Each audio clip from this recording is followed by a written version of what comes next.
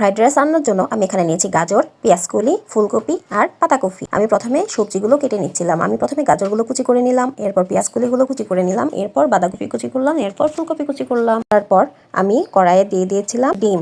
এরপর আমি ডিমটা ভালোভাবে ভেজে নিয়েছিলাম। ডিম ভেজে নেওয়ার পর আমি এখানে একে একে সবজিগুলো দিয়ে দিচ্ছি। আর সবজি দেওয়ার আগে আমি এতে দিয়ে দিয়েছিলাম পেঁয়াজ, রসুন আর আদা গ্রেট করে দিয়েছি। এরপর আমি সবজিগুলো ভালোভাবে ভেজে নিব। এখানে এদিকে আমি অন্য চুলায় কিন্তু ভাত বসিয়ে দিয়েছিলাম। ভাতটা খুব বেশি সিদ্ধ করব না, আবার খুব কমও সিদ্ধ করব না, এমনভাবে নামাবো যেন ভাজা করার সময় এটাও ভালোভাবে কুক হয়ে যায়। এরপর আমি সবজিগুলো সিদ্ধ হয়ে গেলে ভাতগুলো এর ভিতর দিয়ে দিলাম। এরপর আমি একে একে দিয়ে দিব সয়া সস, লবণ, কিছুটা চিনি আর টমেটো সস। আচ্ছা, গোলমরিচের গুঁড়াও আমি ব্যবহার করেছি। এই তো এভাবে কিছুক্ষণ নাড়াচাড়া করার পর হয়ে গেল আমাদের ফ্রাইড রাইস। এরপর ঘি দিয়ে কিছুক্ষণ ঢেকে দিয়েছিলাম।